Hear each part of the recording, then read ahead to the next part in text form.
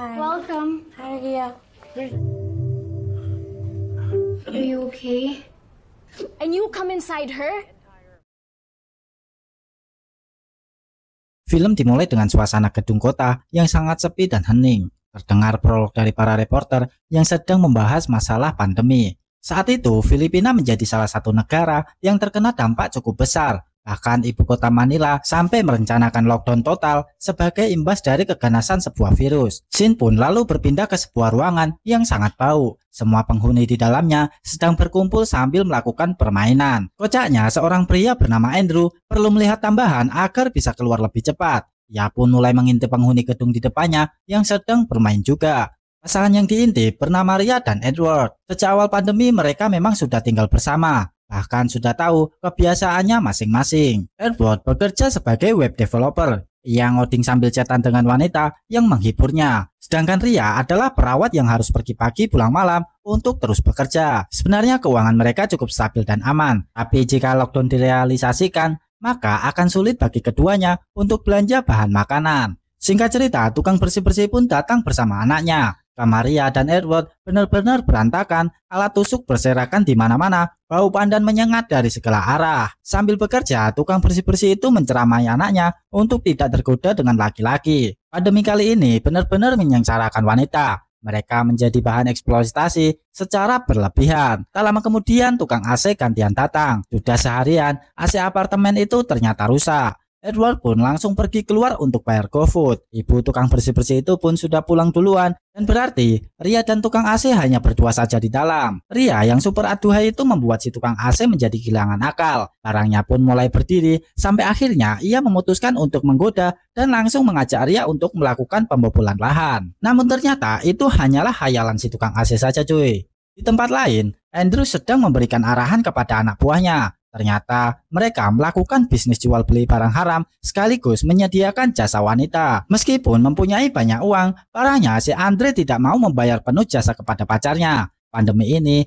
membuat semua orang menjadi nekat, termasuk Andre yang menjadi seenaknya memperlakukan seseorang. Mereka berdua lalu terlibat cekcok parah. Andre bahkan sampai memiting pacarnya sendiri karena kesal ditagih terus. Pegawai yang lain hanya diam melihat keributan itu, mungkin karena tidak mau terlibat masalah dan tidak mau kehilangan pekerjaan. Pacar Andre lalu mengancam akan mengadukan Andre, namun ia tidak peduli dan malah menyuruh wanita itu untuk segera pergi. Kita pun beralih kepada Edward yang sedang chatan dengan wanita yang akan disewa. Ia bernama Sandy, sementara itu Ria sedang memasak sambil menonton berita. Reporter bernama Jen mendatangkan pastor untuk mengulas sisi pandemi dari segi spiritual. Pastor mengingatkan semua orang untuk menjadi lebih religius. Pandemi merupakan peringatan karena umat manusia sudah lupa dengan Tuhan. Yang perlu dilakukan saat ini adalah bertobat karena dunia akan segera kiamat. Namun seperti yang kita duga, Edward dan Ria tidak peduli dan terkesan mengabaikan pesan itu. Pada siang harinya, Bibi Tita dan keluarga datang berkunjung. Anak Edward yang bernama Pipa juga hadir. Jadi Edward ini adalah duda beranak satu.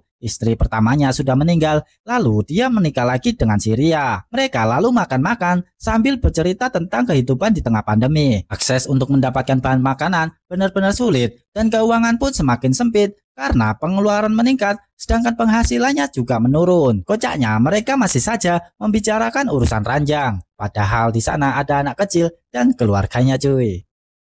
Mereka pun lalu memutar DVD untuk mengingat masa-masa pernikahan antara Edward dan Ria sebelum pandemi. Teman Ria yang sering bermain bersama sesama jenis juga memberikan sambutan saat pernikahannya. Ya adalah si Erin. Sepertinya Erin harus mencari kawan baru agar asetnya tetap terus bisa disiram. Tak lama kemudian Sandy menelpon Edward dan Ria. Mereka ternyata sudah lama mengagendakan untuk bermain bertiga dengan si Sandy. Namun baru kali ini si Sandy siap hadir dan memenuhi tugas. Edward menyuruh Sandy datang malam hari karena saat ini masih ada acara keluarga. Edward lalu mengobrol dengan anaknya di kamar. Pipa sangat ingin tinggal bersama Edward, namun Edward menolak karena dia dan Ria masih ingin melakukan permainan bersama dengan si Sandy yang belum sempat tersalurkan. Menjelang malam, Bibi dan keluarga pun pamit pulang. Sebenarnya mereka berharap Pipa bisa tinggal, namun Edward beralasan masih banyak pekerjaan. Jika Pipa memaksa tinggal, ada kemungkinan dia akan terlantar sendiri. Tempat terjadi cekcok kecil dan akhirnya keluarga Bibi pulang ke rumah masing-masing. Edward merasa bersalah, ia pun mencoba menenangkan pikirannya dengan menonton TV bersama Ria. Mereka mendengarkan saran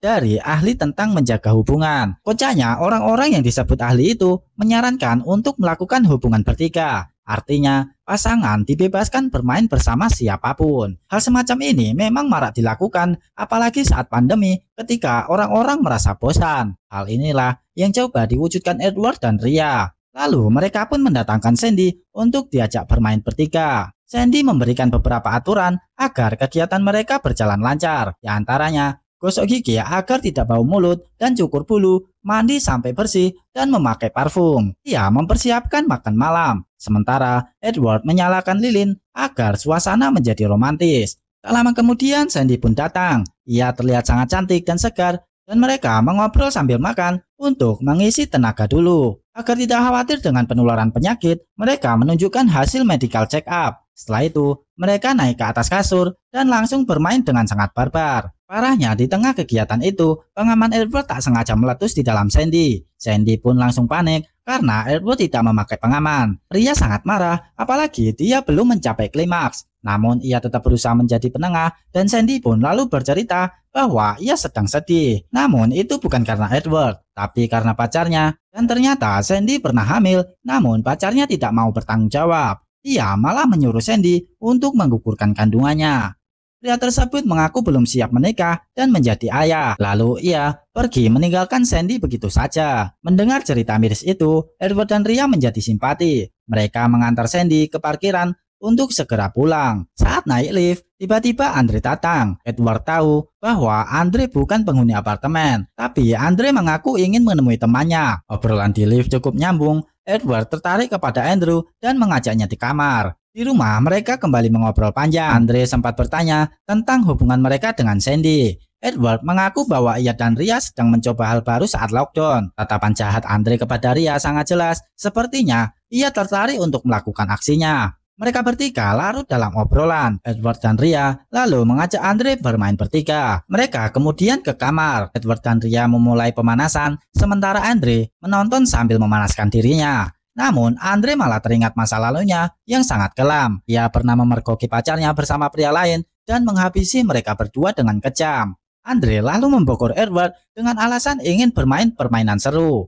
Permainan 2 lawan 1 pun dimulai. Namun tak lama kemudian, teman-teman Andre pun langsung datang. Mereka langsung menarik Ria dan bermain bersama. Edward tak bisa melawan karena tangannya diborgol. Sementara Ria hanya bisa pasrah karena kehabisan tenaga. Setelah selesai, teman-teman Andre pun mengucapkan terima kasih dan kabur dari apartemen. Paginya Andre membereskan koper. Sepertinya ia ingin kabur mencari tempat baru. Sementara itu, suasana di apartemen Edward dan Ria sudah tak sama. Mereka jadi pendiam dan sering melamun. Saat Ria ingin pergi bekerja, Edward mengungkapkan keinginannya untuk balas dendam kepada Andre. Namun Ria menolak karena menurutnya itu akan menambah masalah baru dan mereka pun cekcok parah. Edward justru menyalahkan Ria yang tidak melawan. Ria menyalahkan Edward karena itu semua idenya. Pandemi membuat pikiran mereka menjadi kacau dan kewarasannya terganggu. Pertengkaran pun makin panas. Ria yang sudah muak, ia pun langsung pergi kerja. Sedangkan Edward memutuskan mencari data Andre lewat CCTV. Sementara itu, Andre dan teman-temannya sedang kabur. Polisi melakukan penggeledahan. Dan benar saja, di dalam mobil terdapat banyak barang haram. Andre dan teman-temannya pun ditangkap dan dijebloskan ke penjara. Kejadian malam itu membuat Edward dan Ria trauma. Di tempat kerja, Ria sempat tidak fokus. Edward juga tidak bisa bekerja karena ia pun merasa bersalah. Dan film pun selesai.